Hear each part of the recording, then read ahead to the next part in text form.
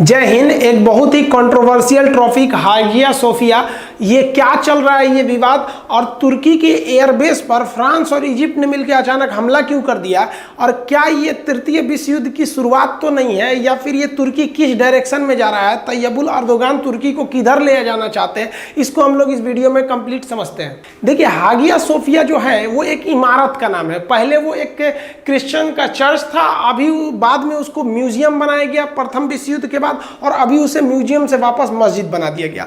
अगर आप कहेंगे तो इतनी खूबसूरत इमारत है कि कहा जाता है कि लफ्जों में इसे बयां नहीं कर सकते। वाकई खूबसूरती तो है ही है इसकी। यह एक्सटीरियर है, इंटीरियर देखेंगे तो ये तुर्की में स्थित है। ये बिल्डिंग बहुत ही पुरानी है।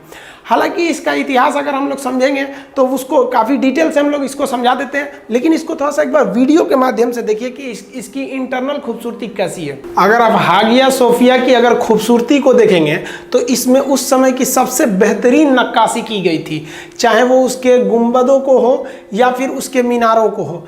इतनी बेहतरीन कारीगरी थी जो उस समय पूरी दुनिया में ये सबसे प्रचलित, सबसे बेशुमार इसके नाम हुए थे।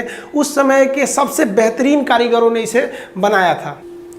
इसकी मीनारों को देखेंगे तो ताजमहल की मीनार उस समय के हिसाब से इसके जो इंटीरियर थे, उस ताजमहल भी इसके आगे फीका पड़ जाएगा। वो इसे इतना बेहतरीन ढंग से सजाया गया था इस हागिया सोफिया नामक, जो पहले ये चर्च था। दुनिया के जितने भी बेहतरीन वास्तुकला की इमारतों को देखेंगे, सारी की सारी इमारतों को इसी से प्रेरणा लेके बनाया गया है। इसके अंदर की जो नक्काशी की गई थी, शुरुआत में अगर आप देखेंगे तो उसमें ईसा मसीह का भी फोटो मिलेगा, क्योंकि पहले तो ये चर्च ही था, बाद में इसे इस्लामिक परंपरा पे बनाया गया। इसके जो गुंबद थे वो काफ़ी उस समय के मशहूर वास्तुकारों के द्वारा ही बनाए गए थे। जैसे ताजमहल के अंदर पियोट्रा डोरा नामक शैली का प्रयोग किया गया है, यहाँ पर ज़्यादातर जालीनुमा खिड़कियों का प्रयोग किया गया ताकि प्राकृतिक रोशनी ही आ सके। अगर आप इसको देखिएगा तो ज़्यादातर खिड़कियों का प्रयोग क्रिश्चियंस में किया जाता है, और जबकि इस्लामिक धर्म में ज़्यादा खिड़कियों का उतना प्रयोग नहीं है।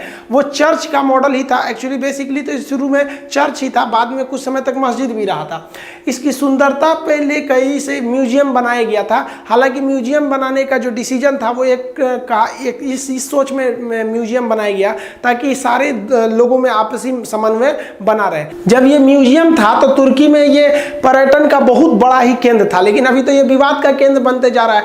दुनिया के बहुत से लोग इस्तांबुल में आते थे सिर्फ इस हागिया सोफिया म्यूजियम को देखने के लिए, लेकिन जो वहाँ पर अपनी संस्कृति को कंजर्वेटिव रखने की जो एक होड़ लगी है, जिस वजह से ये तुर्की को एक अलग रास्ते पर ले जा रहा है। अभी ये पूरी दुनिया के लिए एक समझिए तो प्राइम टेंशन का वजह बन गया है। अब इस हागिया सोफिया नामक इमारत की थोड़ी सी बैक हिस्ट्री देखते हैं और देखते हैं कि ये चर्च से म्यूजियम कैसे बन गया और अब ये मस्जिद कैसे बन गया। देखिए, जियोपॉलिटिक्स समझने के लिए मैपिंग का पकड़ होना बहुत जरूरी है। पूरी दुनिया का मैप आपके दिमाग में होना चाहिए, तब मैपिंग की पकड़ होगी। देखिए, बैजेंटाइन साम्राज्य समझते हैं हम लोग। यहाँ पर ये यूरोप दिख रहा है, नीचे अफ्रीका, इधर एशिया, ये ईरान झांक रहा है। अब यहाँ से अंदाजा लगा लीजिए कि ईरान के बगल में पाकिस्तान और उसके बगल में इंडिया, यानी यहीं पे इंडिया है। ये एशिया, अफ्रीका, यूरोप, ये है आपका भूमध्य सागर। उस समय व्यापार का बहुत बड़ा रीजन ये था भूमध्य सागर। भूमध्य सागर 3 महाद्वीपों के पास था, इसलिए यहाँ व्यापार बहुत ज्यादा होते थे।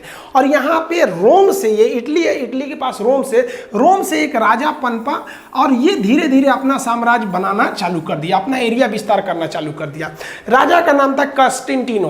अब ये कॉन्स्टेंटिनो ने एक साम्राज्य बना लिया पूरा अपना, उसका नाम रखा बैजेंटाइन साम्राज्य। ये बैजेंटाइन साम्राज्य इस भूमध्य सागर के इर्द गिर्द होते हुए, जिसमें ये पूरा का पूरा तुर्क, ये अफ्रीका का ऊपरी भाग, ये सब का सब बैजेंटाइन साम्राज्य में चला गया। और ये लोग क्रिश्चियन थे, लोग जाति से ये लोग क्रिश्चियन थे। अब इनका जो सबसे बड़ा एरिया था ना, ये व्यापारिक मार्ग पर थे, पूरा कब्जा कर लिया। और इन्होंने अपनी राजधानी जो बनाई वो कॉन्स्टेंटिनोपोल को बनाया। कॉन्स्टेंटिनोपोल जो है वो अभी वर्तमान समय में तुर्की में है। यहाँ पर इन्होंने राजधानी बनाई, ये सोच के कि बीच का एरिया है और यहाँ से हम चारों ओर से व्यापार भी कर सकते हैं। इतना बड़ा हो गया ये बैजेंटाइन साम्राज्य जो रोम से स्टार्ट हुआ था। इसको ईस्टर्न रोमन साम्राज्य के नाम से भी जाना जाता है। अब यहाँ पर जो कॉन्स्टेंटिनोपोल है, यहाँ एक चर्च बनाया गया 330 ईस्वी पे। वो चर्च लकड़ी के थी, उतनी मजबूत नहीं थी। देखिए, दीवारें मतलब लकड़ी और ईंट दोनों का प्रयोग था। अब उस समय कितना ज़्यादा, उस समय आपको ताजमहल थोड़े ना बन जाएगा उतना बढ़िया। लेकिन बाद में उसको मुस्लिमों के प्रभाव में आया, मुस्लिम भी इधर से अरब वाले आक्रमण करते थे, बाद में चर्च को आग लगा दी गई, फिर दोबारा बनाया गया, फिर टूटा, फिर बनाया गया, ऐसे काफ़ी ज़्यादा चलता रहा। लेकिन इसी बैजेंटाइन साम्राज्य, जो ये क्रिश्चियंस का साम्राज्य है, बैजेंटाइन साम्राज्य, इतना एरिया पर कब्जा था इन लोग का। इनका एक राजा आया जिसका नाम था जस्टिनियन। ये जस्टिनियन ने कहा कि अब हम नहीं मानेंगे। ये कॉन्स्टेंटिनोपल जो है तुर्की का, देखिए अब ना तुर्की है, उस समय इसी का एरिया था। यहाँ इसने 537 ईस्वी में इसने एक चर्च बनाया, और वो चर्च जो इतना भव्य चर्च बना दिया जिसका नाम रखा गया हागिया सोफिया। यही चर्च बना दिया उसने, इतना भव्य चर्च की पूरी दुनिया में एक मिसाल बन गया। इतनी खूबसूरती दुनिया में कहीं किसी इमारत में उस वक्त नहीं थी। जो ये क्रिश्चियन ईसाइयों का ये बैजेंटाइन साम्राज्य था, ये काफ़ी फल फूल रहा था क्योंकि ये व्यापारिक मार्ग पर था। लेकिन हर चीज़ का एक समय होता है, चांद सूरज को भी ग्रहण लगते हैं, इस साम्राज्य को भी ग्रहण लग गया। ये जो आप इतना बड़ा साम्राज्य देख रहे हैं ना, हम इसको कलर कर दिए ताकि आपको समझ में आए, हालांकि ज़्यादा ही कलर कर दिए कि समझ में ही नहीं आएगा। ये पूरा यहाँ से यहाँ तक जो साम्राज्य फैला हुआ था, बैजेंटाइन साम्राज्य, इसको एक सुल्तान जिसका नाम था सुल्तान मोहम्मद फतेह, 21 साल उम्र का ये लड़का, 21 साल के एज में, लोग एसएससी की तैयारी कर रहे हैं, 21 साल के एज में ये पूरा का पूरा बैजेंटाइन साम्राज्य पर कब्जा कर लिया। इतना बहादुर था, वाकई बहादुरी की तो दाद देनी पड़ेगी। अब जब ये कब्जा किया और 52 दिन में पूरा घेराबंदी करके बैजेंटाइन साम्राज्य को डुबा दिया। और चूंकि मोहम्मद साहब जब थे तो उन्होंने भी कहा था कि इस पर कब्जा करने वाला एक दूत आएगा, तो लोगों को लगा कि नहीं भैया ये अल्लाह का भेजा हुआ दूत है, तो इसके साथ भाई लोगों की भावनाएं भी जुड़ गई। अब ये 52 से 53 दिन के घेरा में पूरी तरह से इसको कब्जा कर लिया यहाँ पर। अब ये पूरी एरिया पर कब्जा किसका हो गया भाई साहब, ये सुल्तान मोहम्मद फतेह, और इसने एक साम्राज्य की स्थापना कर दिया उसी के जगह पर जिसका नाम हो गया ऑटोमन साम्राज्य। अब जहाँ पर आपका बैजेंटाइन साम्राज्य था ये वाला, अब इस बैजेंटाइन साम्राज्य पर किसका अधिकार हो गया, ऑटोमन साम्राज्य का। ये जितने देश थे ये पहले बैजेंटाइन में थे, अब आ गए ऑटोमन में। अब दोनों की तुलना करते हैं। बैजेंटाइन जो थे उनका उदय रोम से हुआ था, जबकि ऑटोमन जो थे वो ओरिजिनली तुर्की के रहने वाले थे। तो बैजेंटाइन को रोमन साम्राज्य भी कहा जाता है, तो ऑटोमन को तुर्क साम्राज्य भी कहा जाता है। तो बैजेंटाइन का जो रोमन साम्राज्य था वो ईसाई को मानता था, ईसाई धर्म को, और ऑटोमन का जो तुर्क साम्राज्य था वो मुस्लिम को मानता था। अब मुसलमानों में दो चीज़ें देखिए, मुसलमानों में अरब के जो मुस्लिम हैं, एक्चुअली इस्लाम अरब से ही फैला था, तो अरब के मुसलमानों को श्रेष्ठ माना जाता था। लेकिन यहाँ तो अरब के मुसलमान से ज़्यादा श्रेष्ठ आपके तुर्क मुसलमान हो गए, तो यहाँ पर इनका दबदबा हो गया। अब ये लोग क्या किए, अब नाम चेंज किए, इसका पूरा नाम अलग से चेंज हो गया। और जो तुर्की का कॉन्स्टेंटिनोपल था, जहाँ पर हाजिया सोफिया नाम की इमारत थी, चर्च जो था, उस कॉन्स्टेंटिनोपल का नाम बदलकर इस्तांबुल रख दिया गया। आज भी इस्तांबुल है। अब जैसे तुर्की का थोड़ा सा पार्ट 3% को हम लोग, ये जो इधर चला गया है या 3%, ये यूरोपीय तुर्की है, यहाँ पर इसकी जो राजधानी इस्तांबुल है, जो एशिया में आती है उसकी अंकारा है। अब ये कॉन्स्टेंटिनोपल बन गया इस्तांबुल, और हाजिया सोफिया जो चर्च था उसमें थोड़ा सा मॉडिफिकेशन करके अब उसको मस्जिद बना दिया गया। और ये पूरी तरह से ये ईसाइयों पर भारी पड़ गए, ये पूरे के पूरे तुर्क, यहाँ पर तुर्क के ऑटोमन साम्राज्य। और 1453 से लेकर 1920 तक पूरी तरह से कब्जा किया गया इन पर। इतना भयानक इन ईसाइयों पर कब्जा किया था ये लोग कि ईसाइयों को भागने के लिए जमीन कम पड़ गई थी। तब वो ईसाई अपने भागने के लिए जमीन की खोज करने के लिए निकले थे सब। तो पता चला था कि भारत की कोलंबस खोज कर दिया रास्ता का, तो कोनो अमेरिका खोजा, कोनो कुछ खोजा। इतिहास में आधी जानकारी दी जाती है। देखिए इतिहासकार भी पूरी डिटेल से पता नहीं, कुछ इसमें लिखा है तो कुछ उसमें लिखा है, 3-4 किताब पढ़ेंगे तब समझ में आएगा। तो वो लोग ससुरा भाग रहे थे। अब ये जो पुर्तगाल है, पुर्तगाल, ये तो कहा कि ससुरा हम तो किनारे पे है रे ससुरा, हम किधर भागेंगे, हम भागेंगे तो समुंदर है। तो पुर्तगाल वाला कहा कि खोज खोज दूसरा जगह खोजो, दूसरा जगह खोलो। तब भारत की पहली बार खोज वास्को डी गामा ने किया था। आप सोचिए 1498 में आया था ना, ये देखिए 1453 में मारना चालू किया था। तो ये लोग अपना विकल्प खोज रहे थे कि पिटाएंगे तो भागेंगे कहाँ। तो ये होशियार थे, सब सोच रहे थे कि मान लो नहीं टिक पाए तो भाग जाएंगे, और टिक गए तो इन लोग को लतिया देंगे। लेकिन धीरे धीरे पलड़ा भारी पड़ गया, ये क्रिश्चियन इन पर हावी पड़ गए। ये लोग ना थोड़ा सा मतलब शराब मदिरा इस सब में धीरे धीरे ये लोग चल गए यहाँ पे, और यहाँ पर ना इस सब भारी पड़ गया सब। अब इन लोग को ना ये लोग बड़ी बढ़िया से जाल में फंसा लिए। यहाँ पे सबसे ज़्यादा जो काम किए सब, यहाँ यूरोप के एरिया में जो लेडीज थी सब ना, वो खूब सुंदर सुंदर थी सब। इन लोग के राजा मेन कमांडर वगैरह को फंसा हो सके तनी मुस्कुरा दी। देखिए भाई, मुस्कुराना हर लड़की की अदा है, जो इसे प्यार समझे वो गधा है। तो ई ससुराल प्यार समझ गया सब, और उनको फंसा के कोनो को जहर दे दी, कोनो को मरवा दी, कोनो से पूरा राज उगलवा दी, शराब पिया के हैं तक चौपट कर दिया। और 1920 तक यानी प्रथम विश्व युद्ध में तुर्की को ऐसा कूच दिया सब, ऐसा कूच दिया सब, ये यूरोप वाला सब मिलके, कि तुर्की पूरी तरह से बर्बाद हो गया। और जब तुर्की बर्बाद हुआ ना, तो तुर्की को हनुमान जी का प्रसादी बना दिया सब। फ्रांस का राय कि हाई 2 जिला हम ले जाएंगे, ब्रिटेन का राय 8 जिला हम ले जाएंगे, ये रूस का राय हमको दे दो, इटली करा हमको दे दो। मतलब हनुमान जी का प्रसादी ले गया। और जिला में कोनो आदमी है, रे चल रहा हमारा भैंस बनना, तू लड़की है रे चल बर्तन मांजना, चौपट कर दिया तुर्की को। उस समय तुर्की का सोचिए, ये उस समय अगर हो सुल्तान फतेही की आत्मा देख रहा होगा तो क्या कहता हो। सोच रहा हम 21 साल की उम्र में अकेले पूरा बेजेंटाइन को धो दिए, तू लोग अपने को बर्बाद कर दिया। अब जब ये यूरोप वालों ने तुर्की का ये हाल किया, तो दुनिया के मुसलमानों की भावना तुर्की के साथ इसलिए जुड़ी थी कि उनको लगता था कि सुल्तान फतेह भगवान यानी अल्लाह का दिया हुआ दूत है। तो पूरी दुनिया के मुसलमान इसके खिलाफ हो गए। तो आप भारत के इतिहास में पढ़िएगा, खिलाफत आंदोलन, मुसलमानों ने कहा कि तुर्की का विभाजन खत्म करो। गांधी जी ने कहा कि बाप रे बाप, पूरा मुसलमान इकवट हो गए हैं सब, तो अंग्रेजों को तो खत्म ही करना पड़ेगा। एक काम करते हैं, हम अध्यक्षता कर देते हैं, क्योंकि खत्म करेंगे सभी, सब नाम हो जाएगा, मेरा नाम हो गया गांधी जी का। सब मुसलमान गांधी जी के कहा, अरे वाह गांधी जी, वाह गांधी। देखिए मुसलमान लोग गांधी जी का विरोध नहीं करते हैं, हालांकि गांधी जी ने बहुत कुछ किया है। जो कम जानते हैं लोग, वो गांधी जी को कुछ बोल देते हैं लोग। तो देखिए अब बाकी वो अलग टॉपिक है। तो तुर्की का विभाजन जो था, वो तो मुसलमानों के प्रेशर में आके रद्द करना पड़ गया था। हालांकि इतिहास में आप पढ़ेंगे कि सेवर्स की संधि के द्वारा तुर्की का विभाजन किया गया था, बाद में इसे रद्द कर दिया गया। तुर्की का जब विभाजन रद्द किया गया, तो अंग्रेजों के दिमाग में 2 चीजें थी कि तुर्की में लोकतंत्र रखो, ताकि अलग अलग सरकार आती रहेगी और तो एक जैसी सरकार नहीं रहेगी, और तुर्की को सेकुलर बना दो।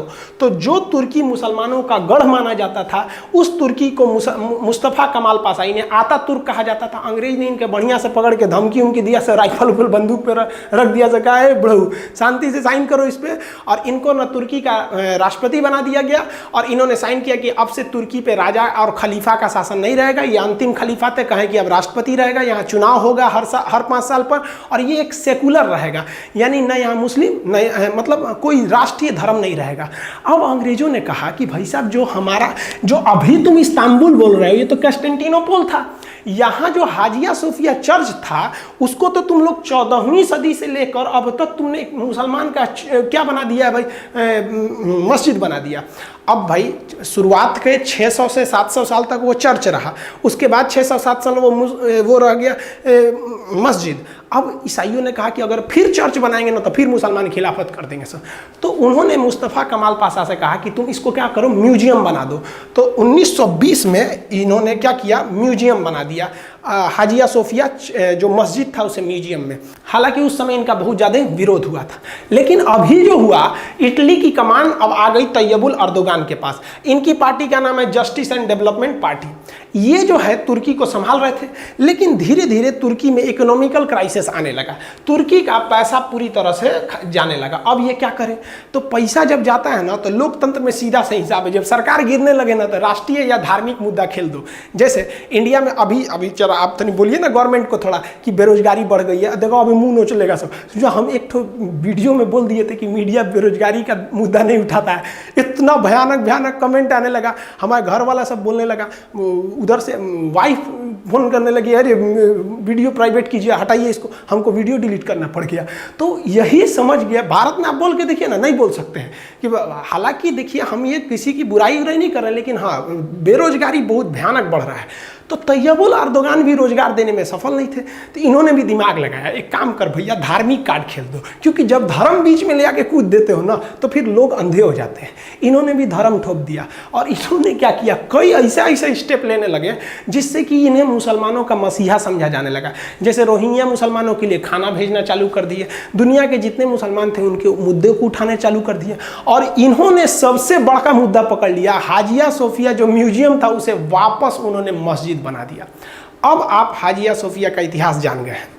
अब आप बताइए कि रियल में तो वो ईसाइयों का था, और द्वितीय विश्व युद्ध में ईसाई जीते भी थे, वो चाहते तो बंदूक के दम पे भी उसे चर्च बना लेते, लेकिन ये अपनी राजनीति के चक्कर में पूरी दुनिया में मुसलमान बनाम ईसाई कर रहे हैं।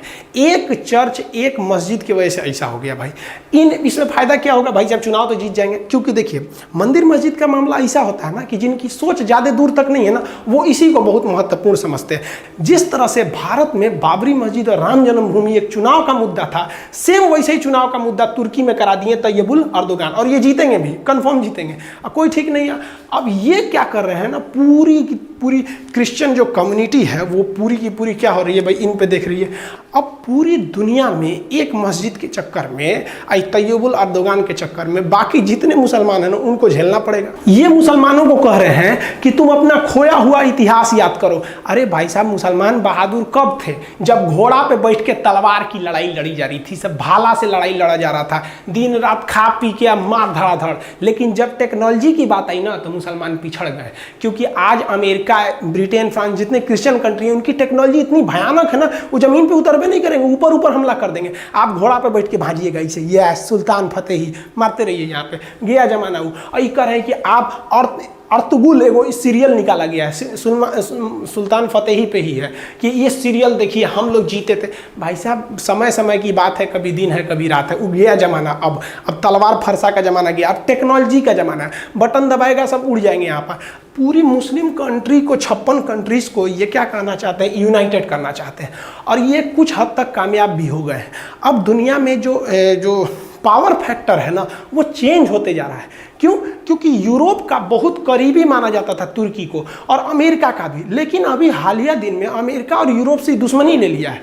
अमेरिका का ये कितना करीबी था कि सोचिए कि 1961 में अमेरिका ने यहाँ परमाणु बम फिट किया था ताकि रूस को मार सके। सोचिए इतना अमेरिका का ये खास दोस्त था, समझ लीजिए। अब पूरी दुनिया में ना एक अलग ग्रुप बनना जा रहा है। अब एक नया ग्रुप में ना तुर्की हो गया है। अब ये तुर्की पूरे मुस्लिम कंट्रीज को जोड़ना चाहता है। अब अरब के मुस्लिम कंट्री जो है तुर्की के साथ जुड़ेंगे नहीं, उन लोग का अपना झमेला रहता है यहाँ पे, लेकिन हाँ तुर्की जुड़ना चाहता है। अब तुर्की जुड़ जाएगा रसिया से, क्योंकि रसिया इसको S-400 मिसाइल वगैरह दे रहा है, ताकि रसिया जानता है कि तुर्की को अपने फेवर में ले लो तो अमेरिका यहाँ आ नहीं पाएगा।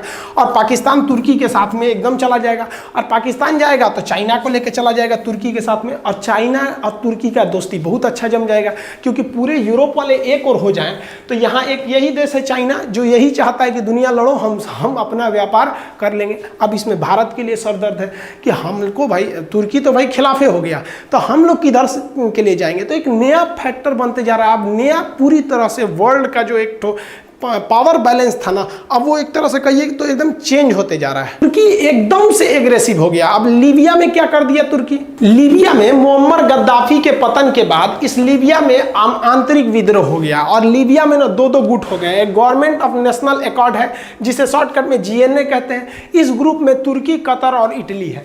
अब यहाँ पर से तुर्की है और यहाँ से इटली और ये कतर, ये तीनों एक ग्रुप में है, और वो चाहते हैं कि लीबिया में इसकी गवर्नमेंट बन जाए। लेकिन लीबिया में, इस लीबिया अफ्रीका देश, इस लीबिया में एक दूसरा ग्रुप है जिसका नाम है लीबियन नेशनल आर्मी। अब लीबियन नेशनल आर्मी जो है उसमें फ्रांस, सऊदी अरब, UAE और इजिप्ट है।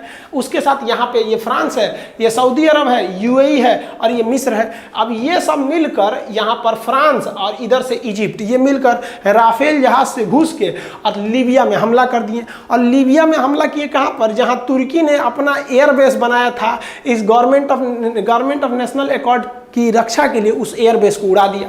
अब तुर्की कहा कि तुम मेरा एयरबेस उड़ा दिया है, अब हम यहाँ तैनात करेंगे S-400। तो फिलहाल तो एक समझ में आता है कि भारत के लिए जो राफेल खरीद के आया गया है, ये राफेल बहुत काम का चीज़ है, क्योंकि तुर्की ने वहाँ अपना जो एयर डिफेंस सिस्टम लगाया था वो काम नहीं कर पाया। अब मजबूरी में S-400 लगाया। S-400 के आगे राफेल नहीं टिक पाएगा, क्योंकि ये काफ़ी मतलब एडवांस एयर डिफेंस सिस्टम है। अब टिकता है कि नहीं टिकता है, इसका तो एकदम मतलब प्रैक्टिकली देखने को आगे मिलेगा। आई होप आप ये पूरा विवाद समझ गए होंगे। मिलेंगे नेक्स्ट वीडियो में, तब तक के लिए जय हिंद।